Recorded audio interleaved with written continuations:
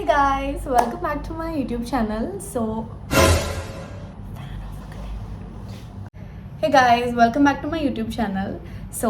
അങ്ങനെ രണ്ടാമത്തെ ഒരു ഫുൾ വീഡിയോ ആയിട്ട് ഞാൻ വീണ്ടും വന്നിരിക്കുകയാണ്.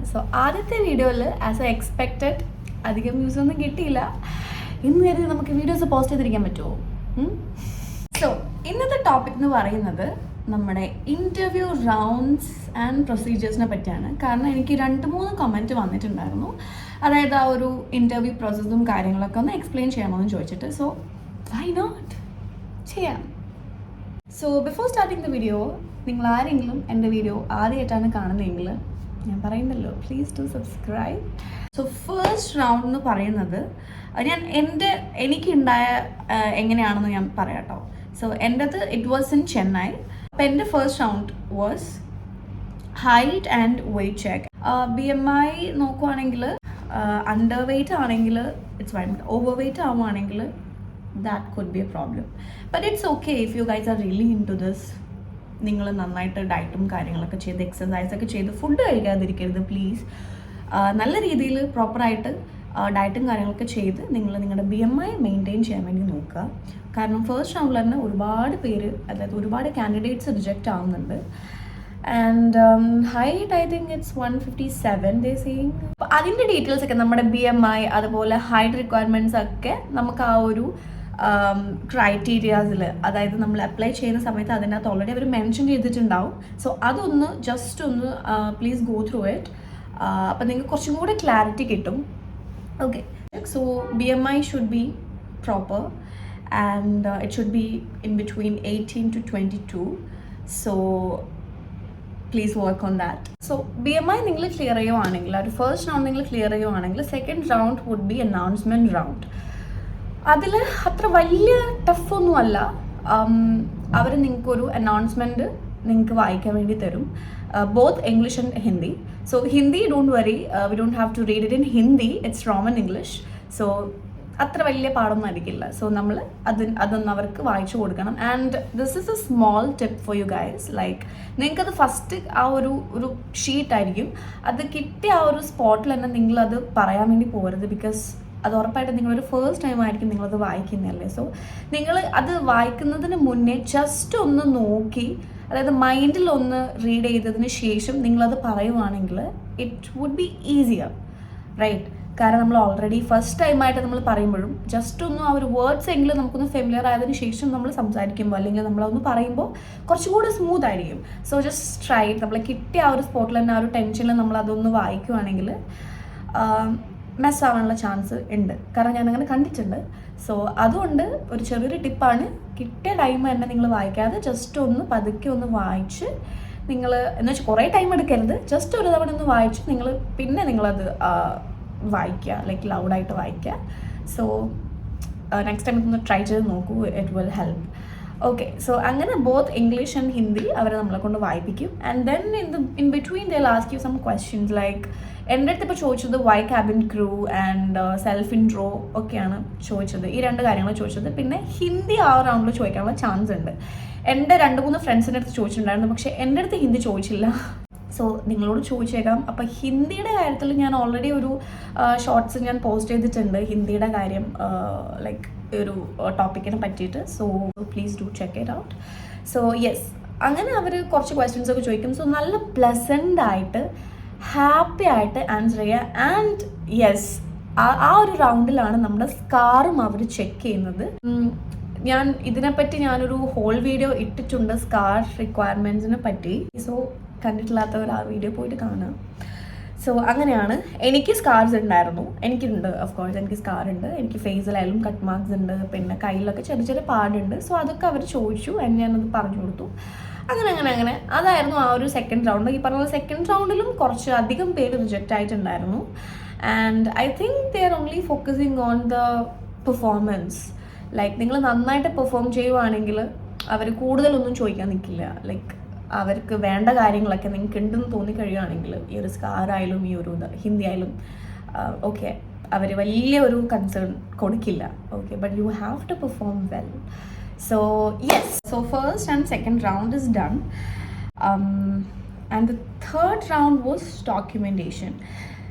സത്യം പറഞ്ഞാൽ ഞാൻ ആദ്യമായിട്ടാണ് ഡോക്യുമെൻറ്റേഷനിൽ ഇങ്ങനെ റിജക്ഷൻസ് കാണുന്നത് കേട്ടോ. കാരണം ചെറിയ ചെറിയ ഡോക്യുമെൻറ്റ്സിൽ എറർ ഉണ്ടെന്ന് പറഞ്ഞ് അവർ കുറച്ച് പേരെ റിജക്റ്റ് ചെയ്തിട്ടുണ്ടായിരുന്നു, വിച്ച് വാസ് സോ സാഡ്.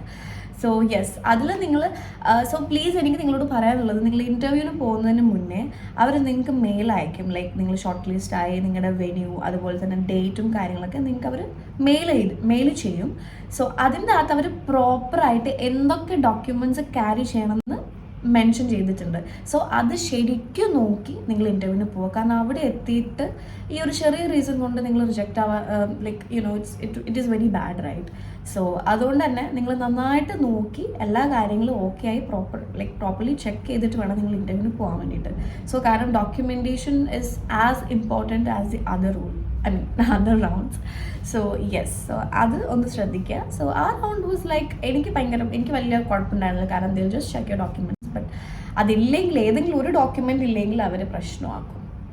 കാരണം ഒരുപാട് കാൻഡിഡേറ്റ്സ് ഉണ്ട് ഒന്നാമത്. So they are like looking for a reason to reject you. Like നിങ്ങൾ ആ ഒരു ഇതിൽ പോയി പെടരുത്. Okay, so yes, so that was the third round, and the fourth round was supposed to be the Versan round.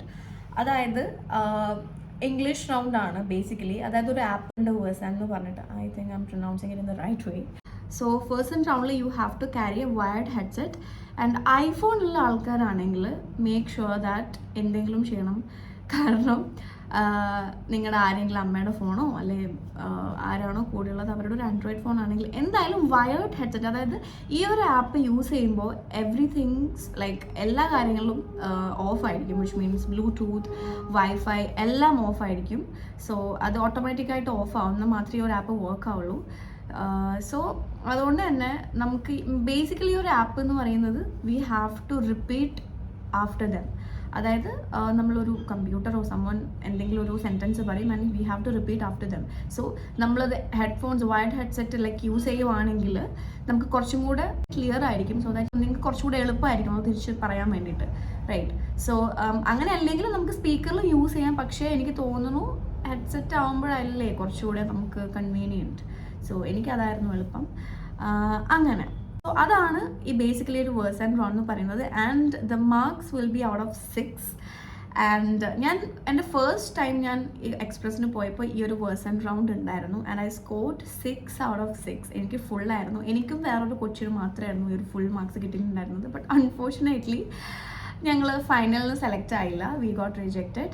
ആളുടെ കാര്യം എനിക്കറിയില്ല കേട്ടോ, ഞാൻ റിജക്റ്റ് ആയി. സോ ഈ time Versant round actually അന്ന് വെച്ചിട്ടുണ്ടായിരുന്നില്ല. കാരണം ടൈം ലിമിറ്റേഷൻസും ഉണ്ട്. അവർ നേരെ ഫൈനൽ റൗണ്ട്സ് ആയിരുന്നു എടുത്തത്.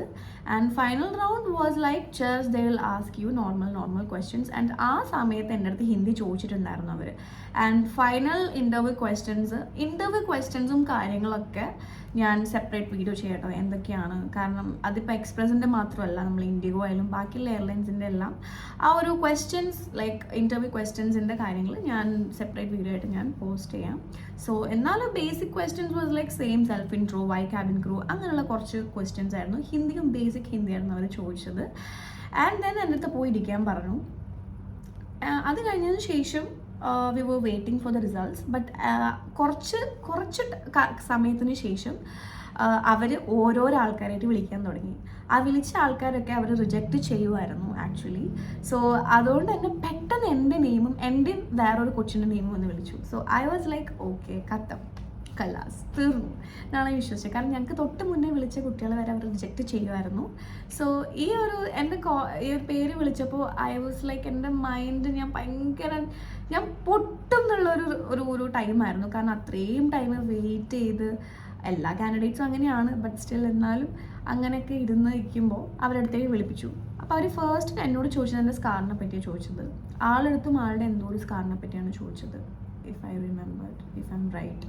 സോ അങ്ങനെ നമ്മുടെ ബേസിക് സ്കാർ കാര്യങ്ങൾ ചോദിച്ചു. പിന്നെ എൻ്റെ അടുത്ത് ഇതിന് മുന്നേ ഇത് ഫസ്റ്റ് ടൈം ആണോ എന്ന് ചോദിച്ചു. ആൻഡ് ദേ വർ ലൈക്ക് എൻ്റെ അടുത്ത് സ്കാറിൻ്റെ കാര്യം മാത്രമേ ചോദിച്ചുള്ളൂ. പിന്നെ ഫസ്റ്റ് ടൈം ആണോ എന്ന് ചോദിച്ചു. ആളടുത്ത് 2-3 ക്വസ്റ്റ്യൻസ് ചോദിച്ചിട്ടുണ്ടായിരുന്നു. And then they were like okay just go outside, അങ്ങനെയാണ് നമ്മളോട് പറഞ്ഞത്. അപ്പം കുറച്ചൊരു കോൺഫിഡൻസ് ഒക്കെ വന്നു. ലൈക്ക് എൻ്റെ മൈൻഡിൽ റിജക്റ്റ് ആവുകയാണെങ്കിൽ അവർക്ക് അപ്പം തന്നെ റിജക്റ്റ് ചെയ്താൽ പോരെ എന്നുള്ള കാര്യമായിരുന്നു. അങ്ങനെ ഞങ്ങൾ വെയിറ്റ് ചെയ്തു. ആ ഒരു ടൈമൊക്കെ കുറച്ചധികം പേരൊക്കെ റിജക്റ്റ് ചെയ്യുന്നുണ്ടായിരുന്നു. റിജക്ഷൻ പ്രോസസ്സായിരുന്നു നടന്നുകൊണ്ടിരുന്നത്. ആൻഡ് ഫൈനലി എല്ലാ റിക്രൂട്ടേഴ്സും, ഒരു 4ഓളം റിക്രൂട്ടേഴ്സ് ഉണ്ടായിരുന്നു. അവരൊക്കെ വന്നു കഴിഞ്ഞ് കുറച്ച് പേരുടെ CV ഉണ്ട്, അതൊക്കെ എടുത്ത് ഓരോരോ ആൾക്കാരുടെ പേരായിട്ട് വിളിക്കാൻ തുടങ്ങി. അതിൽ എൻ്റെ പേരും ഉണ്ടായിരുന്നു. ആൻഡ് യെസ്, സെലക്ട് ആയ കാൻഡിഡേറ്റ്സിൻ്റെ പേരായിരുന്നു അവർ വിളിച്ചത്.